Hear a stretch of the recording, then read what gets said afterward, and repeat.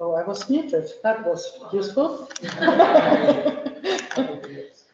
Yeah, so maybe I can just... yes, you can maybe go to yours, yeah. That would be nice. Is this one? Yeah, that's the one. Okay, so I'm audible to all the audiences, both the Teams audience and the in-person audience. Thanks for turning up at a, well, not quite as rainy Thursday afternoon. My name is Dagmar Schiek, and although I'm speaking UCC slides now, I have to say that I'm now full professor of European Union law and labour law at University College Dublin. I'm introducing the project EU Integration Citizens' Rights Monnet Centre of Excellence at UCC because that's actually a project where I led the application. I'm presenting for Dr. Luigi Lombardo, who's teaching in France today, and he's the new project lead. So what is the whole project about? So we wanted to look into the question resulting from all the crisis in which the EU is and where we don't want to hear anything about, how can we address the legitimate crisis, and can we use the practical usage of citizens' rights as a way to address the legitimate crisis of the European Union. And that's our main research ambition. So we want also, of course, an Monnet Centre of Excellence, which allows 100,000 euro. You can't do the full research. You can look how it plays out in a number of fields, and where we are distinguished from other research projects is that we not only consider European integration within the EU, but also in its neighbourhood. And we think Ireland and Northern Ireland is part of the neighbourhood. Northern Ireland is part of the neighbourhood. Ireland is firmly in the EU.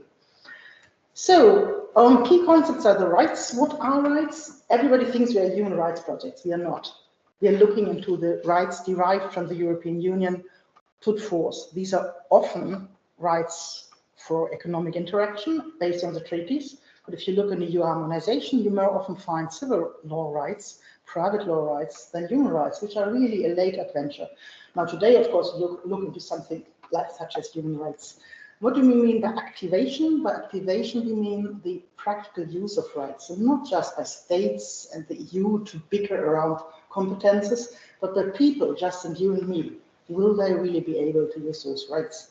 And if that practical usage is recognized as derived from the EU and thus contributes to legitimacy.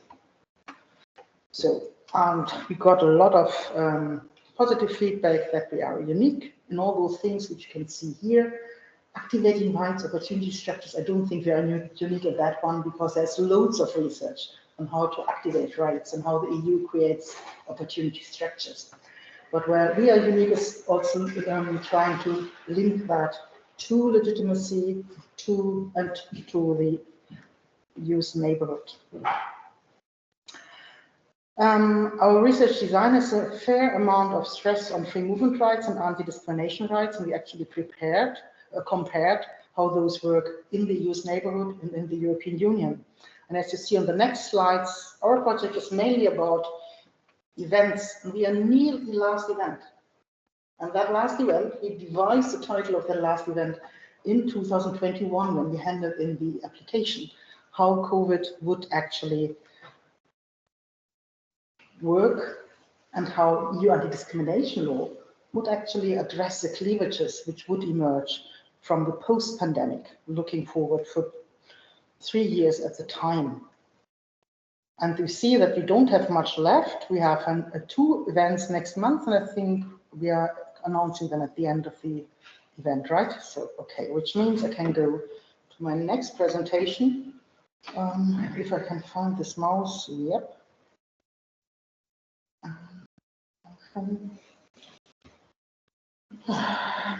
Yeah, now I find it. There we go. Okay.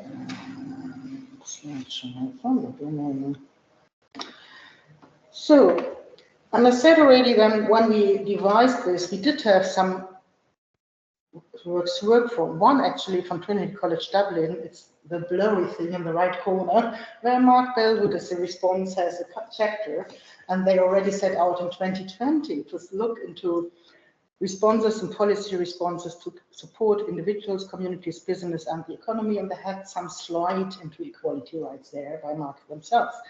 The Council of Europe had already looked into anti-discrimination, diversity, inclusion dimension in the Council of Europe member states and how the pandemic, or rather the policies instigated to combat the pandemic, would work on that. But after that, there were only in 2022 more research arrived, here pictured by the Fundamental Rights Agency, which found social rights and equality in the light of the recovery from the COVID-19 pandemic. And that study already highlighted, well, it's more an issue of social inequalities, and maybe anti-discrimination law isn't so adept of combating social inequalities, although Sylvain Laulon said, well, it's normal, isn't it? All the inequalities are exacerbated and new light is shed on them. Now, our event couldn't be as current as ever, so of course it relates to this old discussion whether anti-discrimination law has any useful effect on social policy. And anti-discrimination law has been singled out as being a liberal element of social policy by, I think Alexander Sonek has started to write on this in 1998, just before the directives became in force. But that was all in German, so you could have missed it, Marcus. And so that is the critique. It's all about individualistic rights. And should anti-discrimination law be rephrased? Of course, there are other people. Margaret Thornton, for example, in Australia, demands that anti-discrimination law should be replaced by equality law, looking into a proactive and more positive action if it is to make any dents into social inequalities. And Martha Albertson-Feynman also proposes to displace anti-discrimination paradigms with vulnerability paradigms. I think Jules worked on that vulnerability as well. On a more fundamental level, the pandemic politics also have brought the problems of relegating care to the private sphere more into light. People who would never have to engage in the normal reproductive work, which goes much beyond care, suddenly, because of their forced to work from home, saw how much work this really is. So care became much more in the spotlight, and I need to be careful to say it's reproductive work, which goes beyond care. It's normally reproductive work with people who can't care for themselves if they would do their own reproductive work. Yeah? So, and that's why this is so current, because just not a week ago, it's tomorrow it will be a week ago that the care amendment was rejected. And it was rejected also, I think the Irish Human Rights and Equality Commission probably had some influence, and their critique was that amendment retains care, reproductive work, firmly into the private sphere. So that's where it is important. This is certainly not the only issue. We have also a lack of professional support. We have the health crisis highlighted the structural exclusion of those who are being disabled, because their care often can't be shouldered in private conversations. We have racial and ethnic stratifications, even because people who are ethnically marginalized are often working in areas where you need to work in person. Hospitality, cleaning, healthcare, where you become ill. Well, what consequences should that have for anti-discrimination law? So our event couldn't be more current, and now I'm introducing our speakers, Dr. Julie Mulder, an associate professor from Bristol. You can read the slide by yourself, the European comparative lawyer. And I think what's interesting here, she works on a book on exponential inequalities. She wrote a chapter working remotely from home and EU sex discrimination law. And I think the only chapter in this book by Oxford University Press which talks about the EU. I also had the honor to supervise Julie's PhD a long while ago. Mark Bell, Professor Mark Bell, will give the initial response. I'm hoping setting us up for a discussion. He's published very extensively on anti-discrimination law and labor employment law. He also held the prestigious Regius Professors of Laws chair in Trinity College Dublin, founded in 1648, isn't it? And he has so many publications that are just listed monographs. So without further ado, Julie now has the floor. And I hope I can find your presentation very fast. I think I can because it was put on here. There we go. That's it. Thank you.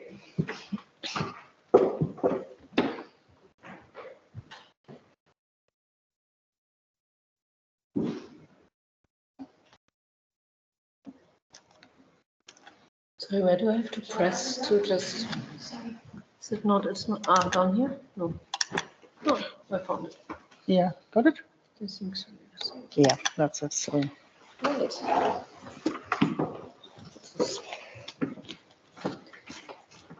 Well, thank you very much for having me. Thank you for the invitation.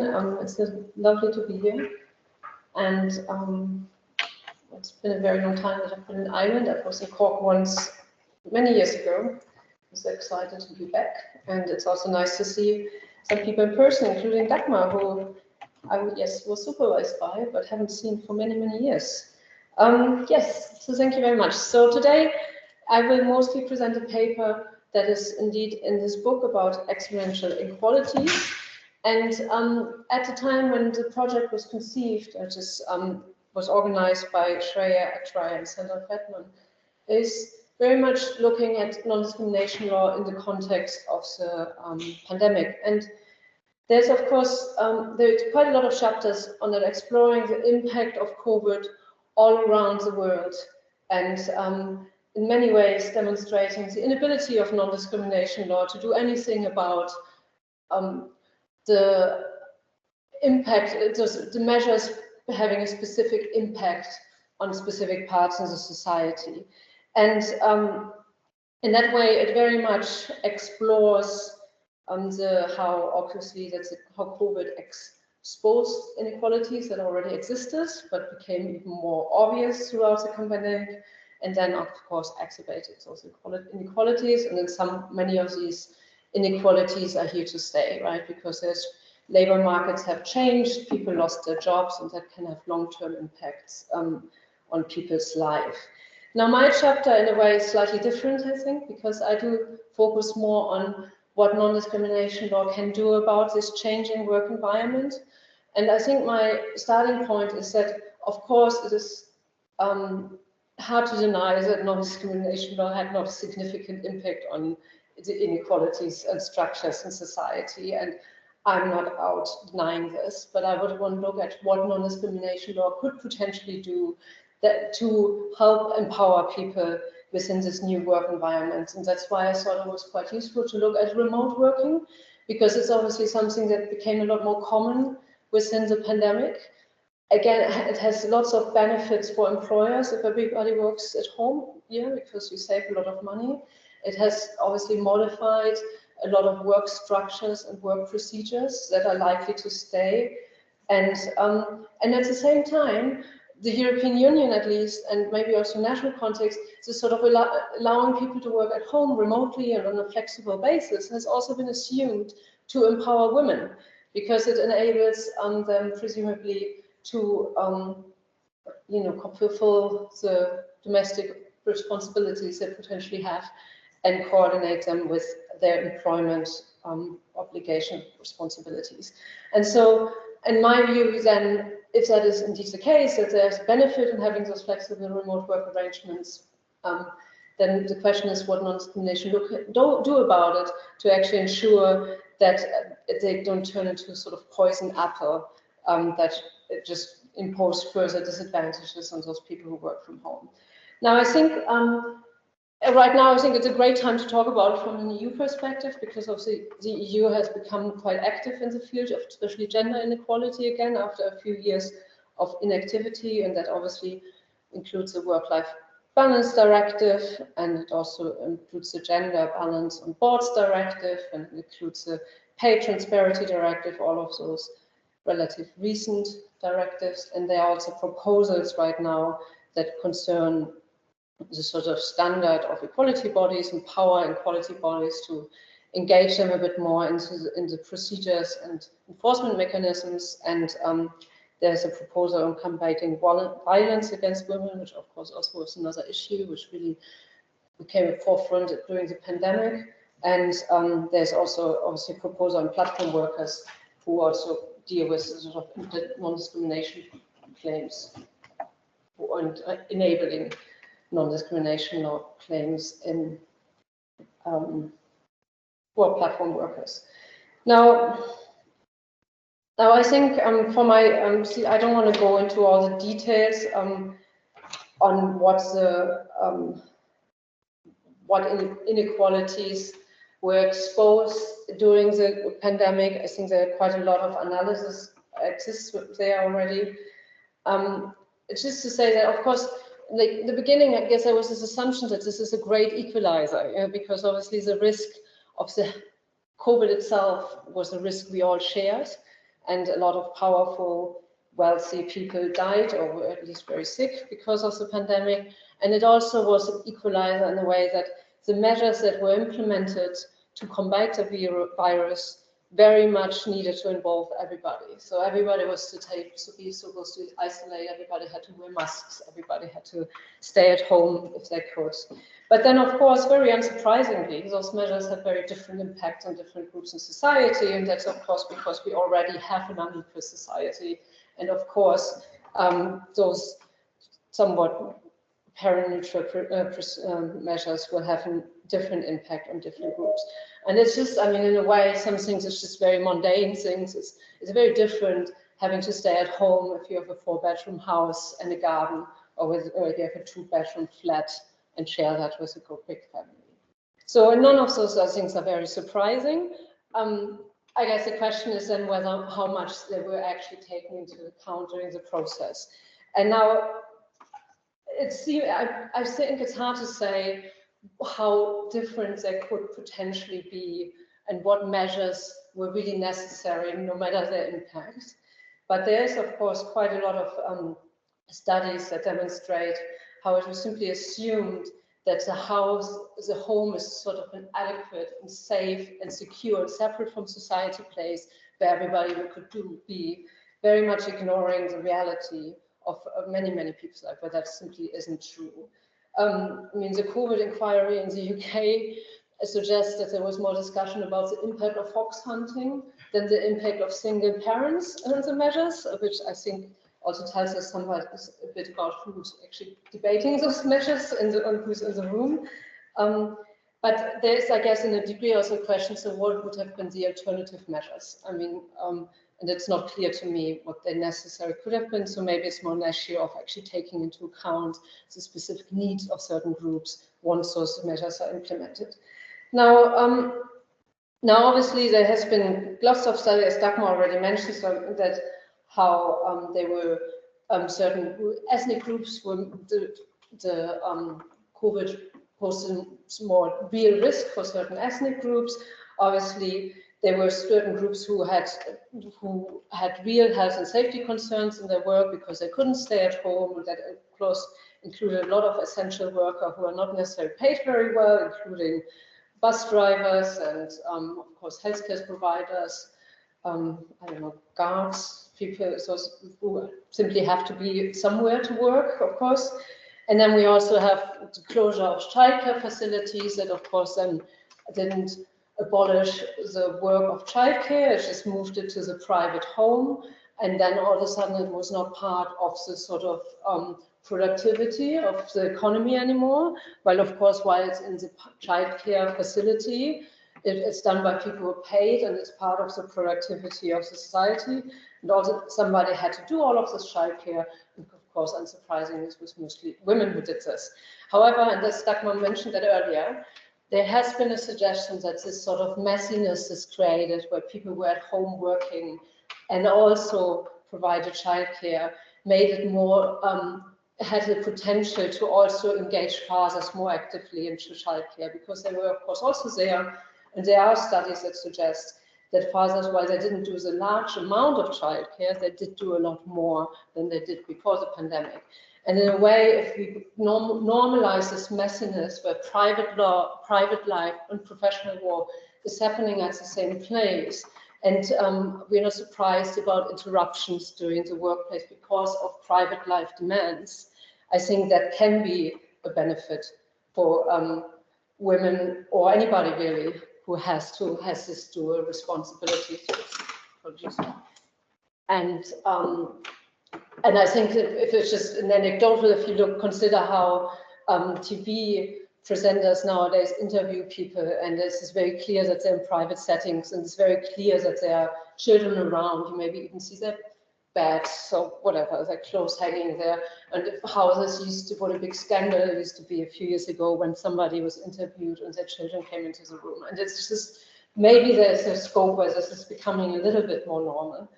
Now, if we, however, then think about how these measures had an impact on society, I think there's certain different degrees of reason why there's this difference in impact on different groups, and some of them are really created by law and labor law, and this is what Virginia is calling the state-mediated structures of justice. So in the UK, you can see that a lot of policies that were introduced during austerity policies then had a specific impact that was making things worse for specific groups during the pandemic. Now, of course, there's also questions, issues of labor segregation that are been generally recognized, and sort of the lack of recognition of intersectionality within a lot of the case law, and different degrees of resilience within the society, and with the different degrees of resilience provided by the state to individuals.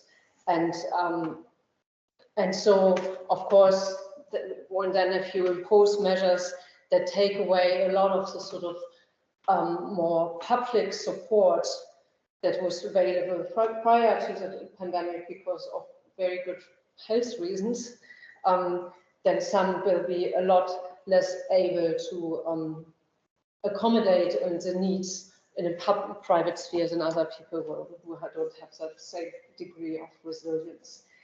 Now, why non-discrimination law is unable to address this, or was unable to address this in very meaningful terms, has been discussed for many, many years. That's not even, now this is just a summary of Cohn's identifying these issues, but there are lots of other people who've said this. There's, of course, non-discrimination law has a limited scope. It's focused on very specific identities, and it often focuses on the central case scenarios.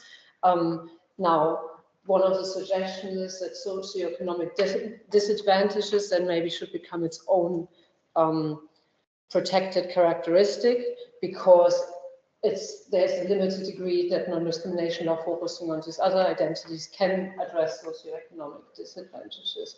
Now, there's of course an issue with enforcement, yes, that is because it's focused on individual claims and to address individual wrongs, yeah, so and is not so able to really address sort of structural disadvantages that where there isn't necessarily one individual person that can be blamed alone. And at the end, there is also the limited ambition, which is sort of that there is that focus on the central case is seen important to not sort of undermine the boundaries of non-discrimination law, and that is very pragmatic, I guess, within judiciary.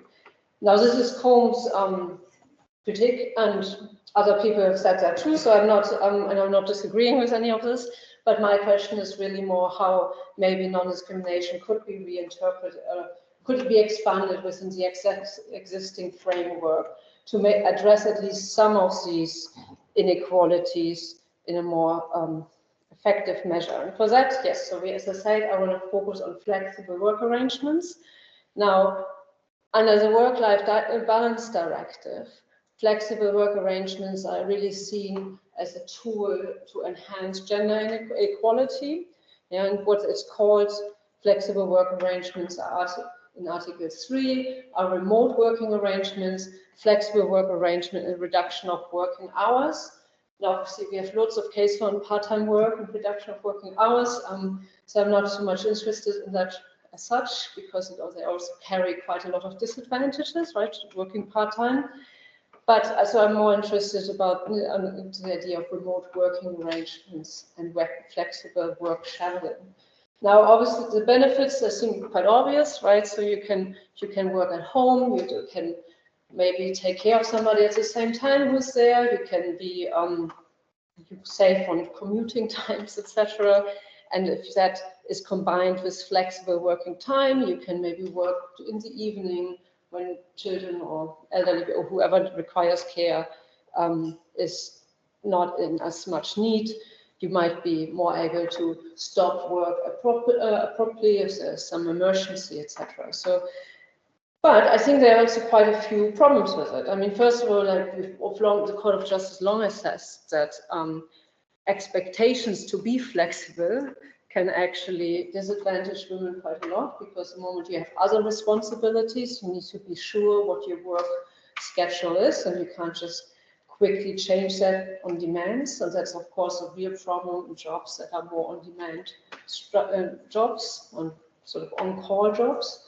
And there are also potential disadvantages that flow from that flexibility, simply because you're at home. Yes, you might very much miss out on opportunities, simply you're not present. For an effect, having people effectively work at home, employers really need to think about a change of their workflows to integrate processes that include them. And there can also be disadvantages simply being at home because it's not the ideal work environment, right? And again, it's probably easier to work at home if you have a 4-bedroom house with an office than if you have to work in your kitchen table. And it's and there are lots of sort of structures that allow that if you do have an office and you have the space, then also further supports you in that context. So in Germany, for example, you could always deduct the cost of a home office from your taxes, but for that, predominantly, that room has to be used predominantly for work. It has to be an office. So if it's a desk in your bedroom, then you can't deduct the costs, but you still, they did change it during the pandemic, but that was a problem in the beginning, and it's still, so, but you still have the cost in terms of the space you need for work, right? Now, if you think there are lots of places that now have sort of hot desk policies where it's expected for you to work a certain amount of time at home in a week because there's simply not enough desks for everybody to work in the office. So you have to make that space at home. And depending on your working conditions, this isn't just a problem because you need a space, it also means that there's quite a serious interference with private life of your family because they have to organize their life at home around you being able to work there. And so there are disadvantages that can flow from the flexibility. Even so, there are of course also potential benefits to it. And so my question is a bit what non-discrimination law can do about this. Now, I'm mostly focused on indirect discrimination in this context, because what I argue or think that is that indirect discrimination law is more capable of looking at the sort of context-specific disadvantages and is more sensitive to the specific situations that carry disadvantages, because it looks at outcomes, etc. And what I think is that even within the existing framework, there's a lot more space to recognize these situation disadvantages than maybe it's done in the current most of the case law. Right. Now, for that to look at this, I think I want to look at 3 issues. And the first one is that the question of comparability of work. Now, in non-discrimination law, and obviously we need to compare to identify disadvantages, right? Because that is the focus. But within indirect discrimination, comparability is somewhat reduced in its relevance, because the whole point is that people are in different situations, and because of that, apparently mutual measure has a different impact on different people. And obviously, a prime example has always been that of part-time workers who are in a different situation because they have a part-time contract, but still they can be compared to full-time workers in many aspects. Now, but that being said, of course, we still need some sort of comparability, right? Because we need to identify disadvantages. And of course, with in equal pay cases, the question is always, focus on equal work or equal value, and the court has said that the nature of work, the training requirements, and the working conditions need to be comparable. And that has also said that if the pay structures are based on outputs, then that can also be it can be a one-on-one comparison focused on the outputs. And as long as the same measurements are being used, then that's not discriminatory. And I wonder how that can be become relevant within people working remotely and people working at the work at the premises, and whether it would really turn the working conditions into something so different that they cannot be compared. And I guess that really depends on the type of work you would do, whether that would be relevant. But there is, I guess, at least a risk that this is not considered to be comparable. Now, a related risk to that is where if the working conditions at home are really not very good to do the work, there's likelihood that the outputs are just simply not as good. I mean, if I think about, for example, if you work in a call center kind of scenario, and you have to interrupt your works occasionally because you're at home, and other things happen, then you may have fewer calls throughout your working day, because, and obviously there's, I mean, as I understand it, there's quite a lot of focus on completing every call very quickly and having so many calls an hour, etc. So you then actually end up performing less simply because your working conditions aren't ideal. Now, obviously, beyond equal pay, I guess the comparability is a little bit different, because, of course, just because your working conditions are slightly different doesn't mean that there need to be different rules regarding promotions, etc. But I just think that the court has considered issues of comparability at moments if the challenge of the claimant really goes to the heart of the contract. So in Whipple, there was a woman, she challenged her contract. She had a 0-hour contract and she wanted to compare herself with regular full and part-time workers. And the Court of Justice said that she can't do that because she is not comparable. Now, people have criticized this case, including Dagmar, and rightly so, and Mark, I'm sure. But I mean, yes, I think it should be criticized.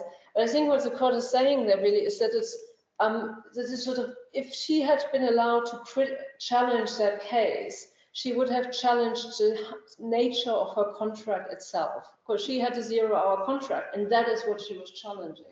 And I think that is a similar argument that is discussed in Kachelmann, which is within the context of the objective justification. So in Kachelmann, a woman challenged the fact that she was selected for dismissal, and the way the employer selected her was by looking at part-time and full-time workers separately. And because he needed to keep the full-time positions, he was only selecting part-time workers for dismissal, and then there was a sort of procedure with seniority, etc., to determine who should be dismissed. If the employer had considered part and full-time workers together, she was more senior than some of the full-time workers, and a full-time worker would have been dismissed. And her argument was that she was always willing to work full-time, so there was no reason to select her. And the Court of Justice, while recognizing that the separate consideration of part-time and full-time workers does constitute a disadvantage, it did consider it to be justified, because otherwise it would have allowed Kachelmann to unilaterally change her contract from a part-time contract to a full-time contract.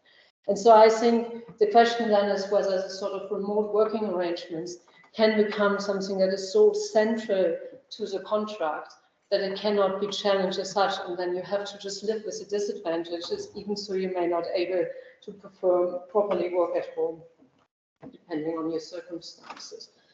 Right, the second point is the public and private divide. Now, obviously, that is a very old topic about how there's failure to recognize the impact of private life on the profession. And so within the remote working where you work at home, it's very likely that disadvantages derive from the sort of private sphere that then have impact on your working life.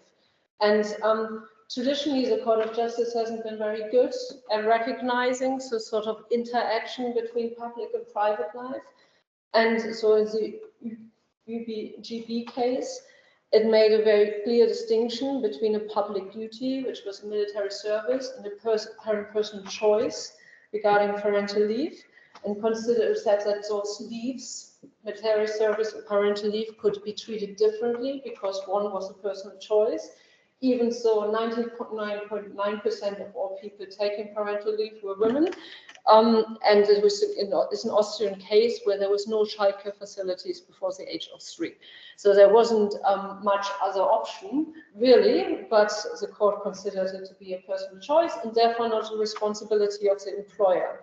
Now in Helmig, the court was asked whether there's a different treatment, whether part-time workers are entitled to overtime pay allowances the moment they work overtime, or whether they are only entitled to it once they work more than a full-time hour. And the Court of Justice compared each hour and said it was absolutely legitimate to only pay them overtime once they reach the full-time hours, because, you look surprised, because otherwise they would actually receive an advantage. So because if they work the 17th or 18th hour, they would get paid more for that hour than a full-time employer, because it would just be a regular hour for a full-time worker, but it's an overtime hour for a part-time worker. Now again, this court case obviously has been criticized a lot. I think the main criticism is that it ignores that these 17th, 18th, 19th hour is not the same for a part-time worker than a full-time worker. And then of course, one of the reasons for that is very much because part-time workers often are part-time workers for a reason. So it's not like they have nothing to do in the rest of the time, and it will be very difficult, or maybe equally difficult, for them to do those overtime hours than for a full-time worker to work overtime.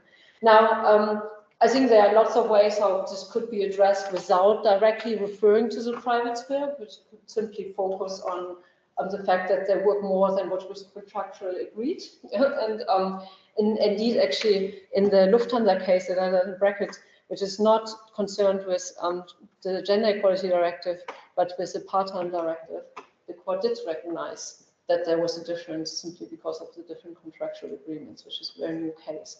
But what my point is here more is that they aren't really recognizing how our working lives happens within our connects with our private life, and that these are not completely distinct fields. And I do think that once you require your workers to work from home, it is very difficult to argue that what is happening there is outside of the responsibility of the employer. And I do think that then, so some of this disadvantages that flow from the private life fall within the scope of employer responsibilities, at least as long as the employer can do something about them. Yeah, and that brings me to my final point, and that is the question of the scope of reasonable accommodation duties within the context of indirect discrimination. Now, of course, indirect discrimination, there isn't a specific duty for reasonable accommodation outside the scope of disability discrimination, but many have said that indirect discrimination can have similar effects, because in time, the justification of objective justification will very often require the consideration of less drastic measures to achieve the same aim. And actually the Archibald, that's not how you pronounce this, the first headscarf case did make that point. Now that case was criticized for a lot of other good reasons, but the court did say there that if you don't want a neutrality requirement for people who work with customers, and one of your employees wears a headscarf and does not want to take it off for work, then you need to consider whether it is possible to move her to a different position where she is not facing customers.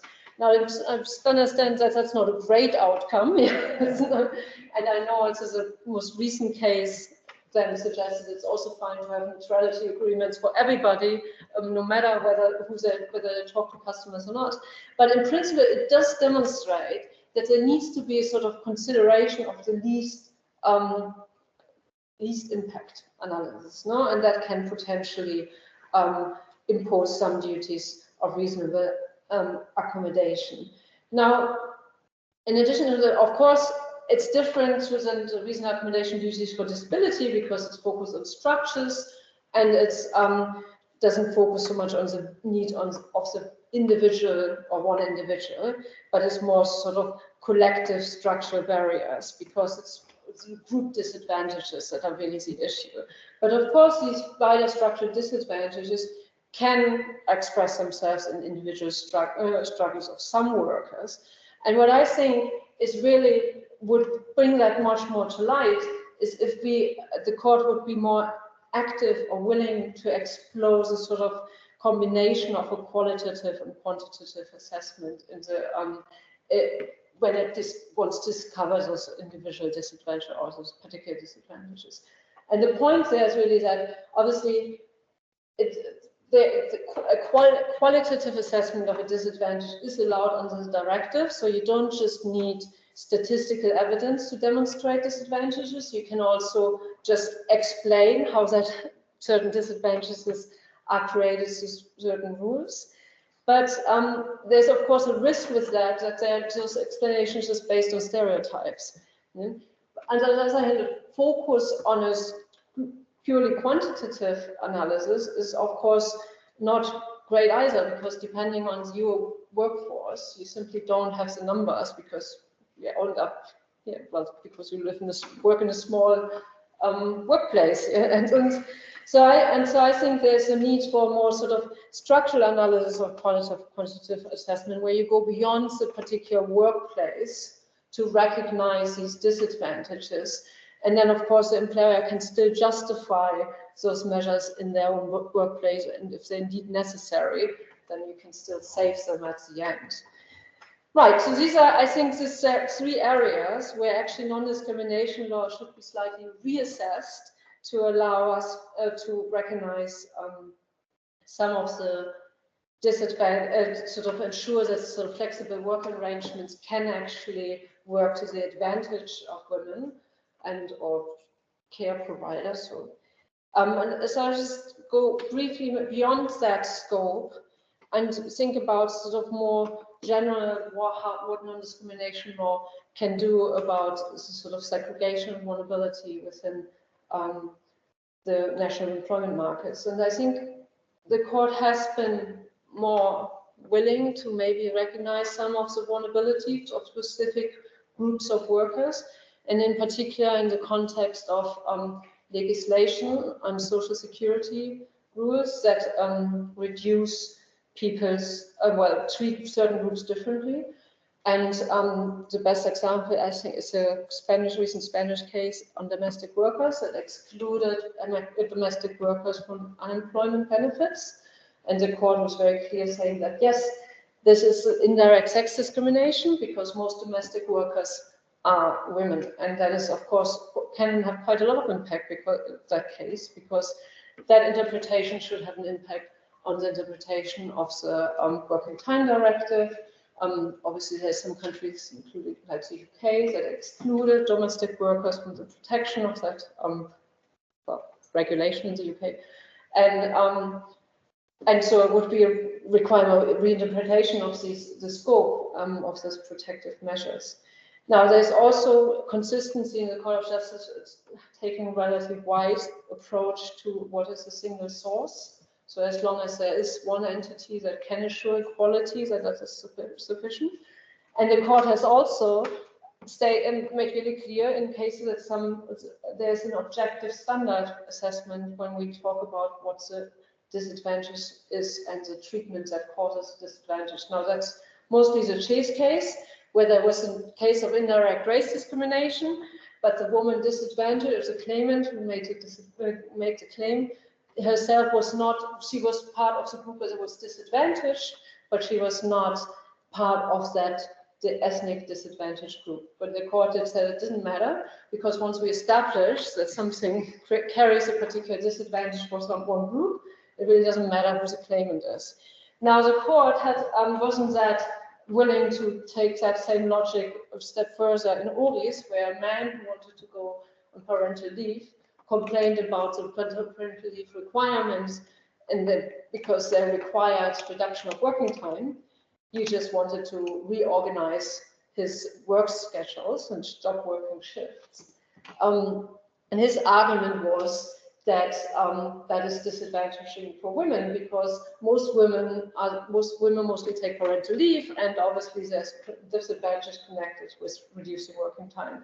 Now the court did seem quite dismissive of it.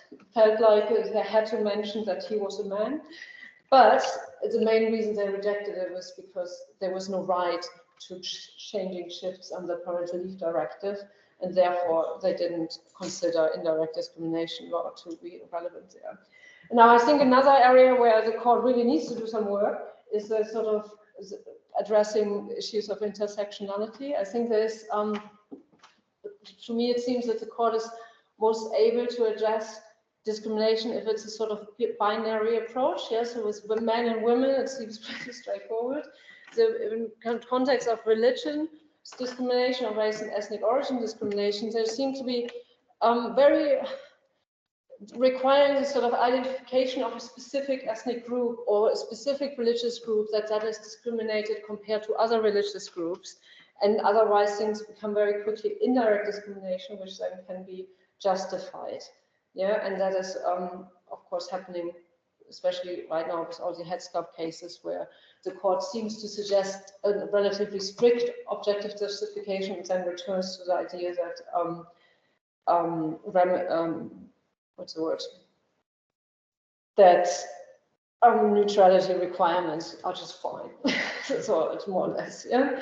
And finally, I think there's a scope of effective remedies that need to be explored further. And there's, of course, the European Union also has now, with its focus on the equality bodies, try to enhance sort of enforcement in the court. But I do think that the case, the Swedish case, is quite interesting. It also refers to race discrimination, where the court clearly said that compensatory measures are not necessarily enough as an effective remedy. So in the case, the claimant had suffered discrimination, wanted compensation, and the airline was willing to just pay out the compensation.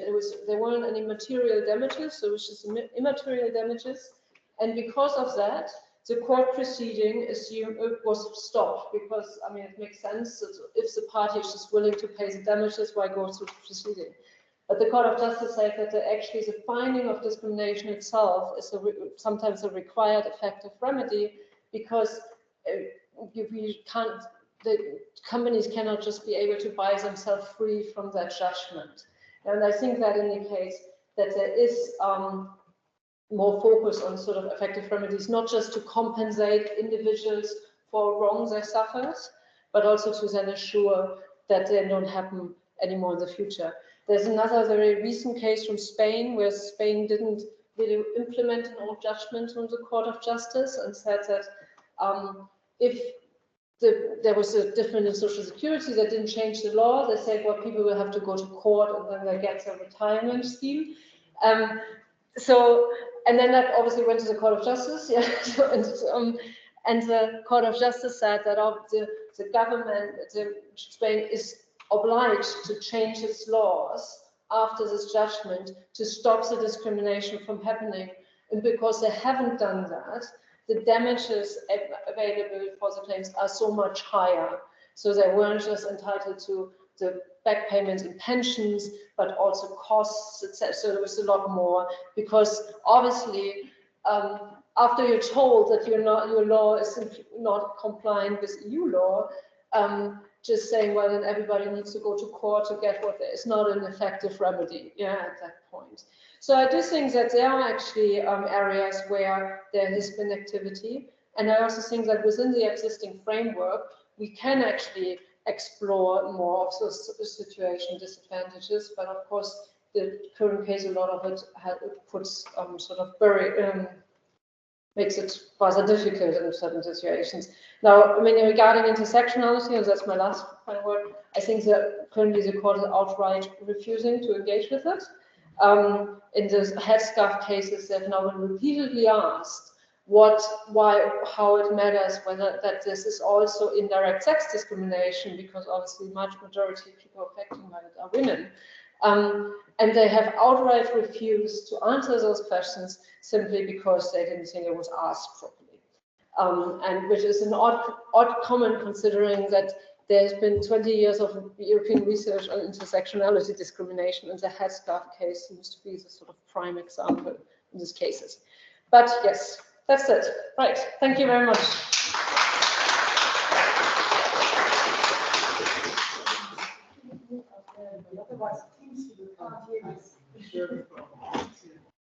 Let's turn this off here. Sorry, I don't know how to. Yeah. Ah.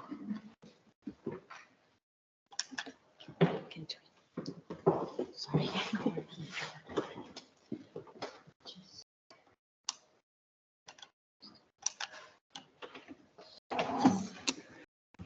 I'm sorry. Just for the people in the room.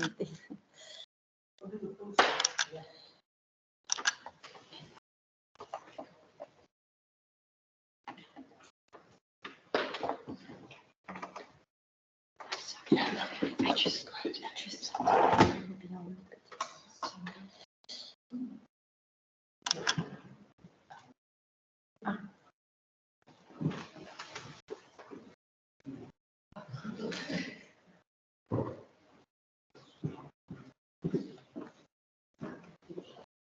so it is on.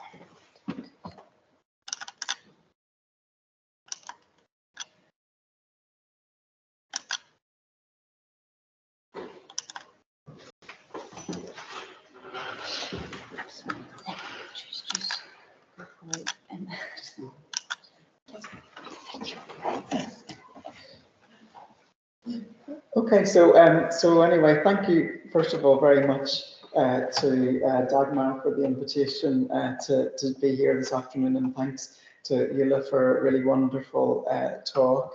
And I just have a few reflections. You know, even though the pandemic isn't really that long ago, I mean, somehow immediately it feels like in the distant past, and many of the things that when we were in the middle of the pandemic we thought would have changed our ways of life forever very rapidly kind of came back, and we resumed patterns that had already taken place before. But I think one thing that did change and that has been sustained is in relation to how we work, and so it's really useful for you to kind of have prompted us to reflect more, because remote work in one form or another seems to be here to stay, and that there isn't any going back to how it was. And obviously that varies between organizations and between individuals, but it has become a mainstream part of our working lives. And as your presentation, brings out to us, it's difficult to make a simple assessment of as to whether that's a positive or a negative for equality and diversity. It does offer us a new way of combining working and family life, but I guess much depends, as you drew out, on what are the conditions in which remote work is performed. And I really liked your example of the, whether it's a 4-bedroom home with a garden or whether you're in an overcrowded 2-bedroom apartment. And I suppose also a lot of it today relates also to who has control over that remote work, because while we were in the pandemic, often because of government measures, people had to work at home, whereas today we're in a situation where, we see both a spectrum of possibilities, situations where it may be through the choice of the employee with the consent of the employer, or maybe it's through the choice of the employer. And as you mentioned, for some employers, the economic incentive of having less office premises means that they're wanting people to work at home. And where it's not within the control of the worker, then obviously the responsibility of the employer seems to be heightened. And what we do need to think carefully about, and which you drew our attention to, is whether this will have in the long run disparate impacts on women and on caregivers, depending on the profile of remote working. And I was remembering around about a year ago at Trinity, we had a large conference of human resources managers, which was focusing on this issue, albeit from a different kind of perspective than from a legal perspective. And I guess one of the questions that was arising there was, if we see that there are, for example, more women than men that choose to work remotely, what will be the impact on their career patterns over time? You know, are they losing out because they're not present? You know, and could this, in the long run, you know, prove to be detrimental? And in a sense, I think what they were saying is it's too early to know, really, because that's what we have to consider. But I think in terms of thinking about the law, I mean, your paper kind of, I think, nicely brings out that, you know, we've already had a paradigm of flexible work for, you know, several decades, and the idea that, well, working flexibly is a way to reconcile work and family life, and that could or should be a good thing for equality. But what we've seen is that flexible work predominantly has taken the form of part-time work, and part-time work continues to be paid less well and often under lesser working conditions. So while part-time work certainly may have enabled more women to take part in employment, it hasn't necessarily furthered gender equality as regards the gender pay gap or representation at the highest levels of organisations, where part-time roles tend to be less common. And it's interesting then to think about whether remote work is qualitatively different.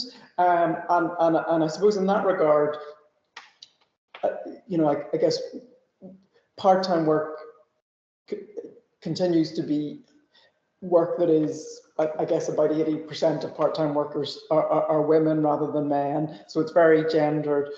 Whereas one of the things, and I don't really know what the data would tell us yet on that, is it the case that working remotely is more balanced in terms of who is doing it, and whether that then means that some of the gendered consequences that we've seen with part-time work might potentially be lesser in relation to remote work, and it's hard to say. And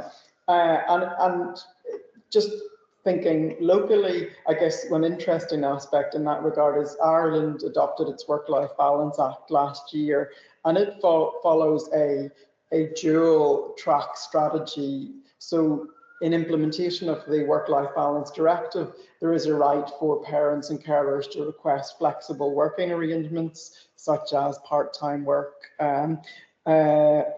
But then there is a separate right to request remote working, which applies to everyone, all workers. And I think that it's an unusual way to approach it, but perhaps it kind of reinforces the sense that remote work is a mainstream option for all workers, and that may mean that it avoids some of the negative connotations that have arisen around other forms of flexible work, and it's also an unusual approach because in the Work-Life Balance Directive, requesting flexible work arrangements, including requesting remote work. So it's somewhat particular that Ireland has chosen to extract remote work and extend that to everyone, but not to extend the right to request other types of flexible working arrangements to everyone. Secondly, as we've seen, you know, in a sense, the model that has emerged from the Work-Life Balance Directive is this idea of the right to request. And I suppose I was wondering, you know, what your opinion is on the ultimately the utility and the effectiveness of that right, because of course its principal drawback is that it is a right to request rather than a right to have. But as you pointed out, at least as regards women who are requesting flexible working, we have to read that in conjunction with the prohibition of indirect sex discrimination. So an employer who, for example, refuses a request from someone who wants to work part-time because of caring responsibilities, a refusal of that request could conceivably be an indirect sex discrimination claim in certain circumstances. And whether that conjunction of the right to request with the prohibition of indirect sex discrimination gives it perhaps potentially more strength than it might at first seem. But as you pointed out, there is a difference between, I suppose, the right to request and the duty of reasonable accommodation, and you explored that and drew out that you know, the duty of accommodation is more of an obligation of result rather than simply a procedural obligation to consider. And as you indeed point out, the prohibition of indirect discrimination can ultimately have similar effects to the duty of reasonable accommodation, insofar as, you know, if the employer refuses an accommodation and if it can be shown that that has a disproportionate effect on a particular group, such as women compared to men, then the employer may have to justify their refusal of accommodation, and ultimately we might get to the same end result.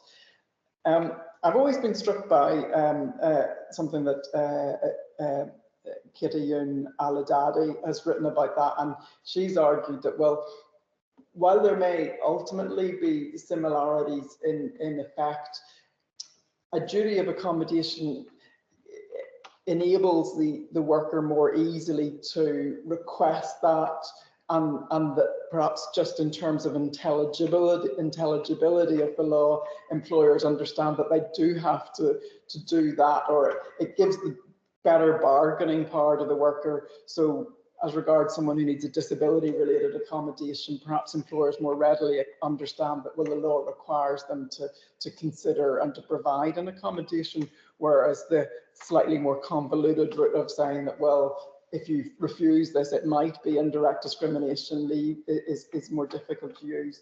And in that regard, I wondered whether you thought that, would there be value to extending the duty of reasonable accommodation also to the grounds of sex and gender? And in that regard, the Irish Human Rights and Equality Commission in Ireland, in a report in summer 2023, in a broad review of the equality law in Ireland, recommended that the duty of reasonable accommodation be extended to all grounds, in a somewhat similar manner to, I think, Canadian anti-discrimination law. And I wondered maybe what you thought about that. And then very finally, you know, one of the things that I've been thinking about is, well, when looking at how we regulate remote work, and obviously there's questions of disparate impact on particular groups in society, but do we need to also couple that with kind of broader regulation of remote work? And I suppose in that regard, do we need to sort of have both discrimination measures and also what we might describe more generally as labour law measures? And I suppose there, the question of, I suppose the issue of the right to disconnect maybe comes up. Is that would that be a complementary instrument, insofar as working remotely is often coupled with a more fragmented pattern of working, and I think some of the research, there's a lot of really, I think, interesting empirical research coming out from the European Foundation of Improvement of Living and Working Conditions. And I suppose what it tends to suggest is that workers do value working remotely and they want to continue to have that opportunity, but that it often seems to intrude more frequently into their private time, and that people are actually doing longer hours, and that can also have potentially negative health effects. And whether a right to disconnect is perhaps particularly important for those with caring responsibilities, because they need the ability to be able to even though they're working remotely, to also to be able to stop work at a certain time so that they can wholly devote themselves to the caring responsibilities that they have. So that was just another thought. But thank you very much for, I think, bringing us back to something that we need to continue to kind of reflect upon, given how much it has changed our working lives in the last couple of years. Thanks.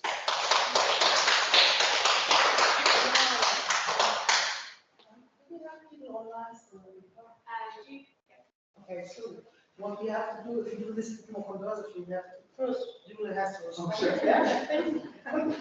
We all have to stay there and ask more, wait for other questions. We have a comment. I don't know if you can see the on the screen? Yeah, no, on the screen there. Yes.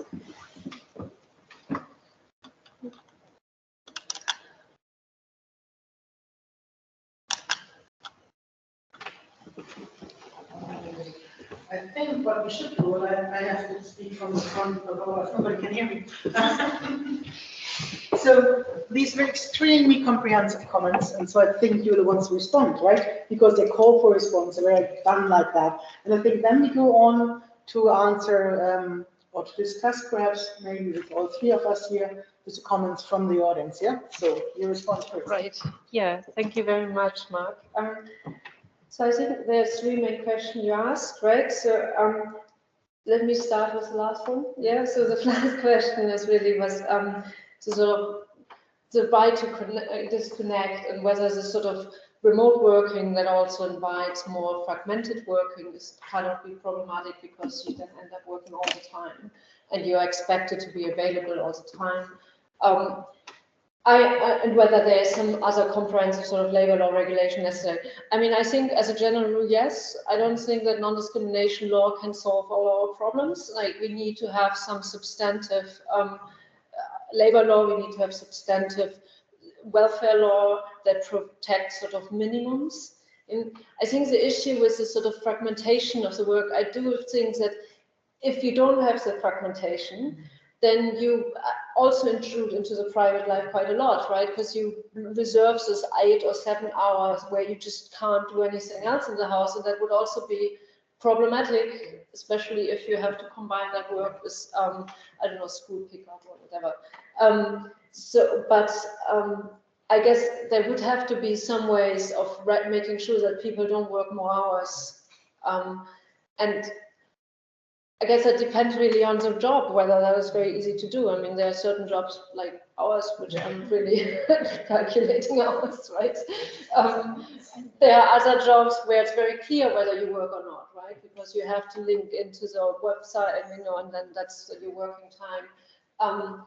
But yes, I mean, I think there needs to be a general right to disconnect, and those things, there needs to be clear rules, and that there can't, you can't be contacted in the middle of the night to do work. Yeah, so yes, I do think so, but I'm not sure how. I think that non-discrimination law by itself is probably not able to ensure that. Yeah. Now, the value to extend duties of reasonable accommodation. I think that in terms of the sort of moral power of regulation on law, certainly increases your bargaining power if you have a real right to accommodation, than rather as a sort of negative right that certain things cannot be expected from you. I guess I do think that is true. Whether that means to introduce a reasonable accommodation duty in oil, I guess, I mean, yes. I mean, I think there's current non-discrimination, current approaches to gender equality in the Commission very much focus on additional duties by employers, right? And so for the pay transparency directive, you're supposed to report your gender pay gap, but then if you have a particular big gender pay gap, then you also have to do something about it, right? And if that is done well, which we don't know, but if it is done well, then it should really expose the causes for different pay, which will very much relate to different treatment, or disadvantages. Because even if you know, obviously the question, the way jobs you can access and the way you can be promoted has very much a lot of impact on your pay, obviously. So I do think that there should be some sort of additional duties. I'm not, yes, I get, yes, I don't know, I guess it's I'm not sure whether it's the sort of the exact framing, the same framing is necessarily the right way of it, but I can't really say right now, why not? I just don't know. Yeah, it's, yes. So there should be, I do think there need to be some more duties to sort of accommodate work and recognize the sort of broader context in which work takes place out and yes, the private spheres. And now the right to request. Yes, so I mean, I think that is a general criticism of it, right? It is a bit odd to have a right to request, but then employers can just reject it. I do think that this depends a bit on how this is interpreted by the courts, right? I mean, it is more procedural right, but I could imagine that there is, if there's a right of request exists, that then also there's a right to appeal and a right for your request to be assessed in substance, yeah? And it actually reminds me a little bit in the Citizens' Rights Directive, which obviously has family reunification rights for all kinds of family members. And then it says that most member states are supposed to facilitate sort of non-traditional, like non-married couples, etc., other family members to also reunify. In this case, law, where the Court of Justice said that a sort of blanket exclusions from rights in that context is not possible. Doesn't mean that they have to have that right, but there need to be procedural guarantees, there need to be appeals, there need to be a detailed consideration of the request and a reasoned reject. So it seems to me, I mean, that just because eventually employers can reject something does not mean that they don't have to actually engage with the request in detail and substance. So yes, well, I don't think it's that meaningless, although it depends, I guess, very much on the also national context of how this is actually then proposed. Yes, so that's it. I think, is it? Yeah. Thank you. Here's my position as a chair. Say something as well. So first of all, there's a request for anybody online not to feel excluded. We can see what you write as comments on the big screen in this room, yeah. So feel free to comment and ask questions. At the moment, we have one comment which I don't think requires an answer because it says, yep, the difficulty between this remote and hybrid working. So I am a really simple-minded person. So I have 3 simple-minded comments. So the first one is really on, isn't there an issue that remote workers are sometimes treated differently and in a more detrimental fashion in 2 aspects? First of all, who controls their working time? And of course, you did say that remote working can't always be controlled, but a lot of remote working happens on a computer. So that means even our academic work happens on the computer. So one way of controlling the working time would be to require log in, log out. And it's not really true that normal workers have to be at their work for 8 hours without interruption. There's something such as the right to a break. After 3 hours, I think, I'm not sure there, but so you don't have to work 8 hours without interruption. Remote workers often work without the breaks. And can the lack of control be classed as a discrimination of the remote workers?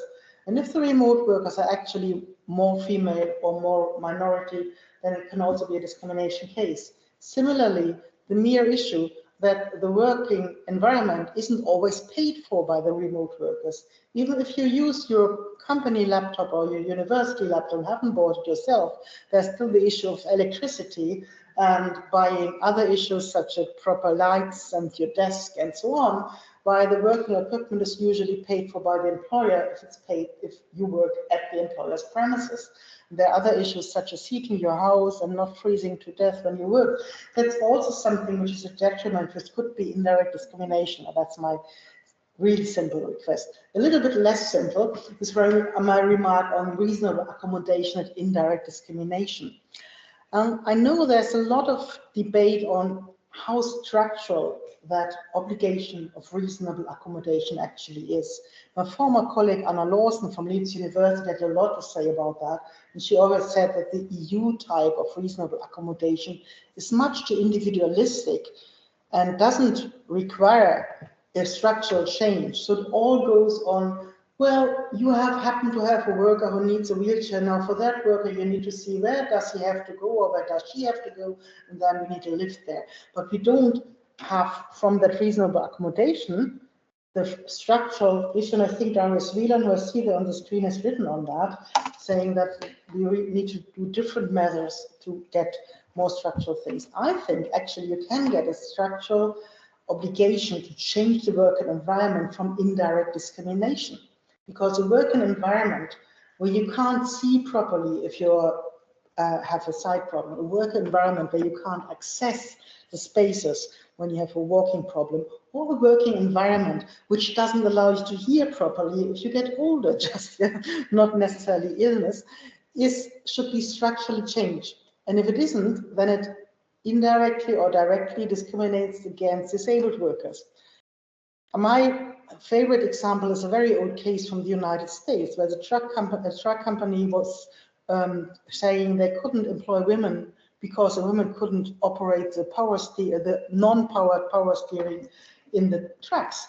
Now, well, trucks without power steering are a thing of the past. That's a case of the 1970s. But in that case, I said, well, having power steering on your trucks would allow you to employ women. And that's a structural change you cannot achieve through reasonable accommodation.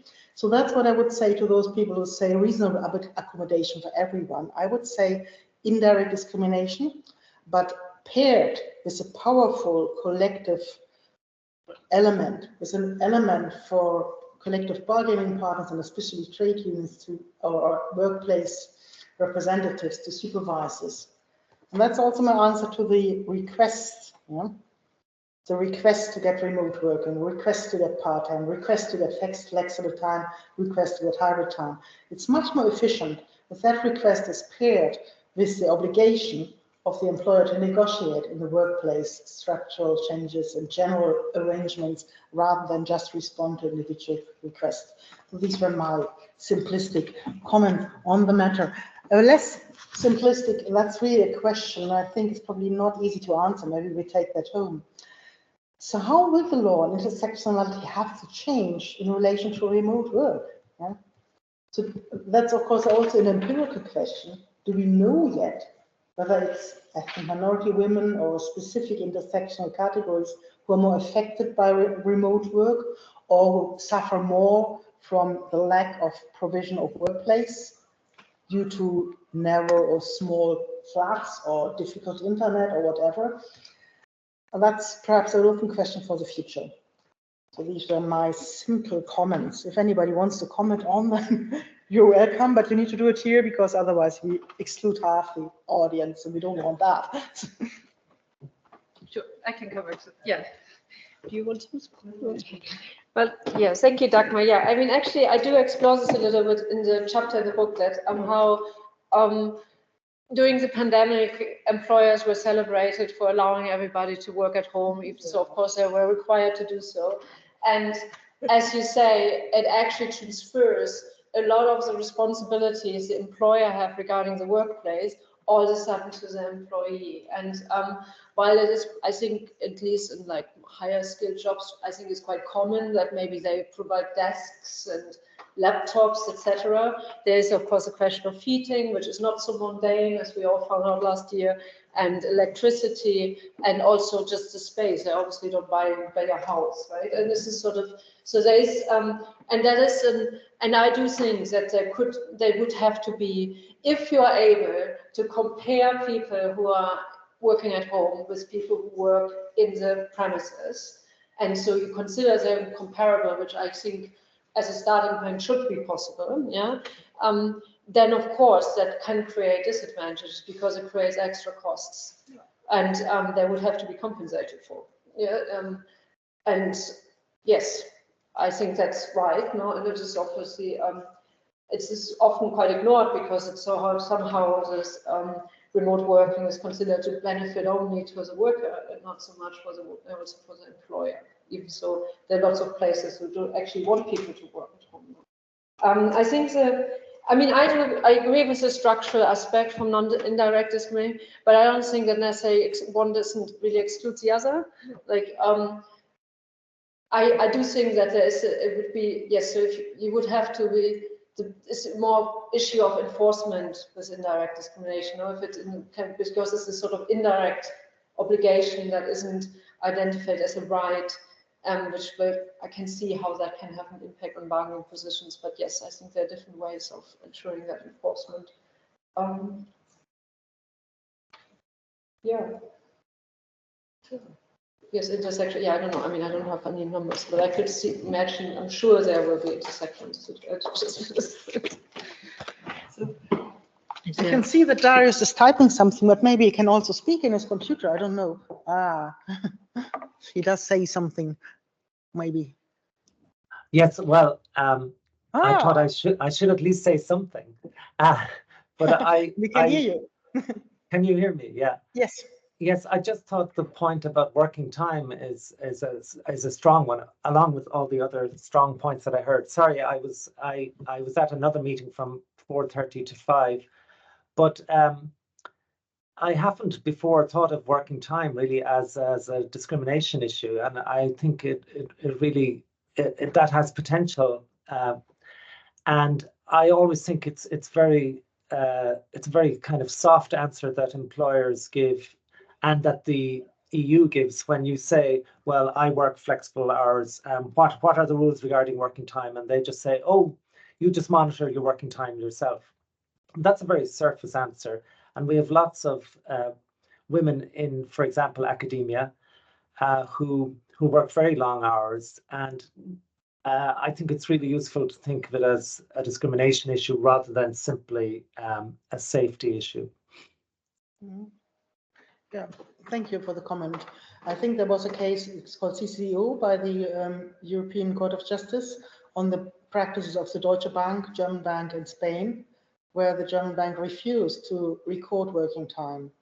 And now it's to be derived not only from the Working Time Directive, but also from the Charter of Fundamental Rights of the European Union that employers have to record working time. I think that's a first step. That's a good starting point for controlling working time for remote working better, I would say. And then when you combine the anti-discrimination argument and the working time argument, it gets even stronger because you have two fundamental rights from the Charter which you can wield in that space. So, Mark, you wanted to say something? No? Okay. Anybody else? Can I ask a question? Yes, of course. Thank you both very much. That was really. Can you go live here? Because otherwise, yeah, because otherwise it's helpful. I'm not sure my question is going to be worth it. So first of all, thank you both very much. That was really, really interesting and really, really valuable. I suppose one of the things I kept thinking about is kind of the longitudinal effect, and how and it's a question, but how effective will anti-discrimination measures be in addressing, I suppose my concern is that kind of culture of presentism and that culture of, which is really hard to get at in, and I mean, we also in following COVID, you know, it's a promotion schemes would say, you know, how were you affected? And I wasn't on a promotion panel at the time, but I remember thinking, how do you actually give effect to that? And it just does seem to me like a kind of a longitudinal problem that we won't kind of know about really until it's happening. And I suppose I'm wondering, first of all, am I being paranoid? And second of all, do you think that anti-discrimination law can address those kinds of problems which are so deeply cultural? So that's my question. Yeah. Right.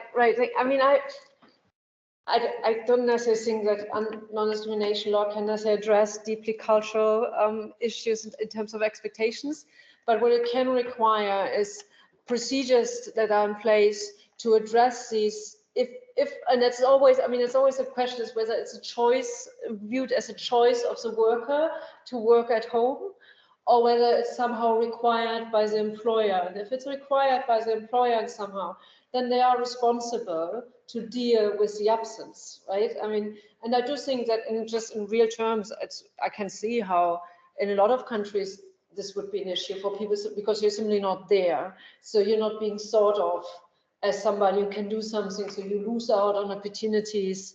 You lose out on then because of the promotion opportunities, etc. But that is obviously in a context where remote working is the exception, while everybody else is in the room. And I do think that what Mark pointed out, that obviously the remote work, like if we look at remote working as a flexible work environment, something that we allow people can work and take care of their children, then it will be mostly likely to be gendered. But if it becomes just more normal across the board, then when it loses gendered, then it will become less of an exceptional circumstance, which is, I think, an area where there is, you know, some potential. And then, because then obviously if everybody really works at home, then also everybody is at home, and which maybe also encourages then a more equal share of domestic responsibilities than everybody's there already anyway. So, I mean, in my experience, it's quite difficult to ignore the screaming from the next room, and I think that is true for fathers too. Yeah. So I do think it depends. As long as it becomes still this exception that is something that is given to some so they can work, I guess there won't be so structured. But once it's expected, they have to deal with this kind of thing somehow. Yeah. I do think it's a difference being there or not, isn't it? I mean, yes. I think it's more complicated. Okay. Against what do we define as being there? Yeah. If there is a culture which accepts remote work, and I don't think demand is the only thing. If the employer accepts remote work, yeah, then they also have to ensure that those work which is done remotely is properly recognized. And that's a thing where discrimination law can contribute, as long as remote working is associated with being female. Yeah? Yes. But anti-discrimination law cannot solve all the problems. I think you said that earlier, and I think I heartily agree. So if we have a more hybrid workplace, then we need to also respond and recognize the contribution made in remote places. And in universities, we often have contributions in remote places. I mean, everybody who works in internationalization is remote at some point, yeah, because they go in other countries and bring valuable contribution, but nobody would consider not to consider this as a contribution. If the contribution is done from the home, while you also care for your children at the same time, I don't think that works. And I'm not a mother, but I still don't think you can type and nurse at the same time, for example. Yeah. As soon as it's done from the home, they suddenly vanish from the radar. And I think that's a cultural attitude which anti-discrimination law should capture. But the general idea how you capture the remote working contribution is a labor law issue beyond anti-discrimination law, on which can better be captured if you have a proper collective representation in the remote and the proper workplace. And that's something I think, as far as I know, trade unions struggle with, but are working on. That is something, isn't it?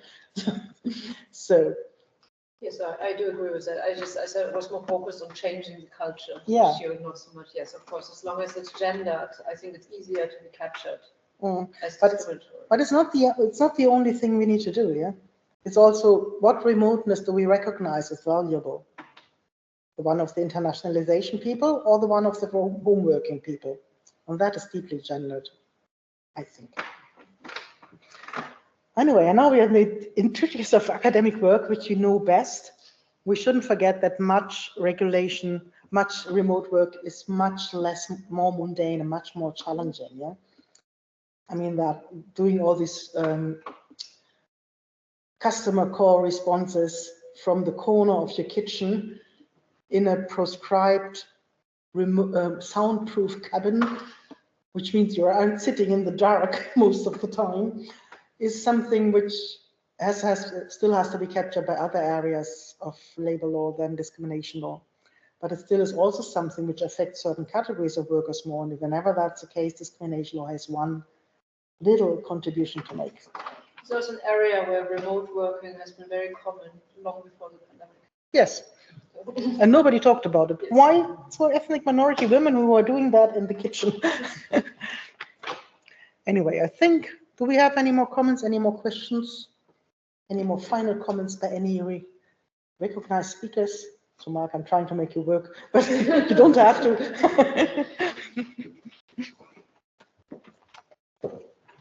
Yeah, I think just a final, I think what strikes me is kind of, even pre-pandemic, in a key issue which goes more to culture than to kind of formal procedures would be, for example, you know, the things that take place after working time, whether it's the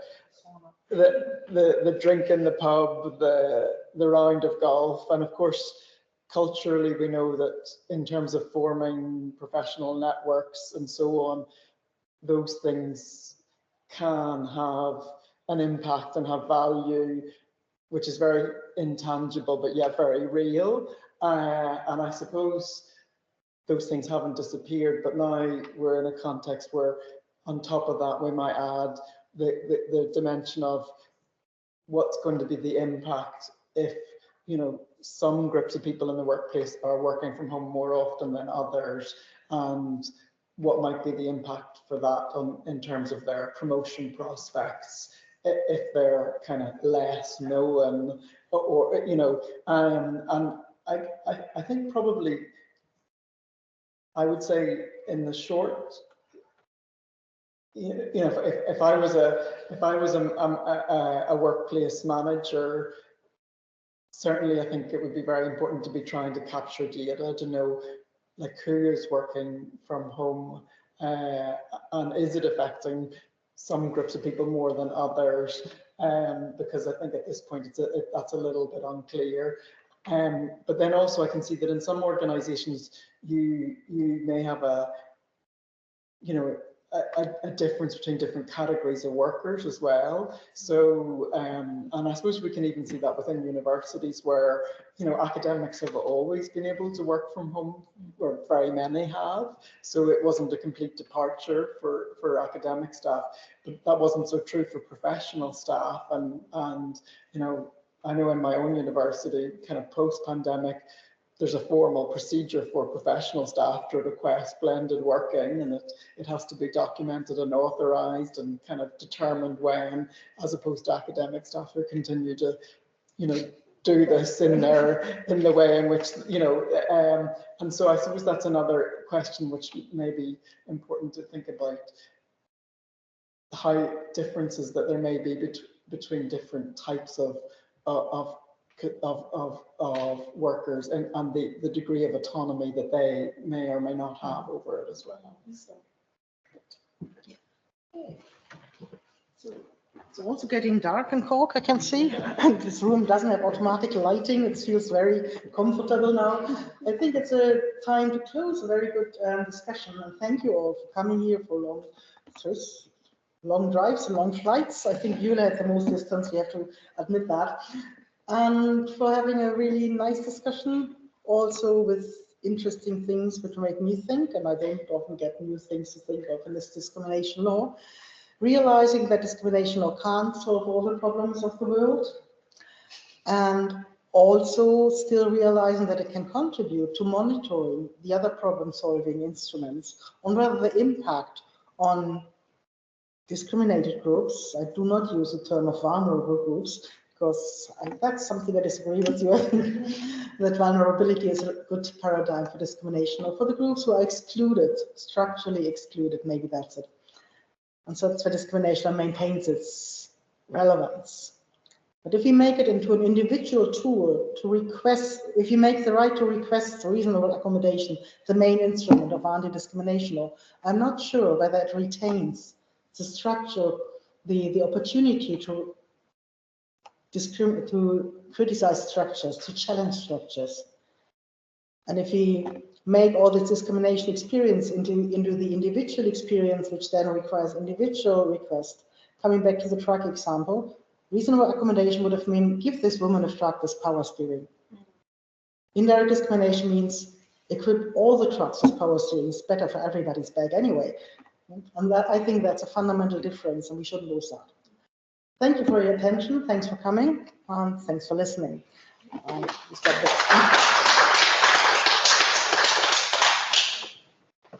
All right, so if I manages the Teams, right? You stops the recording maybe.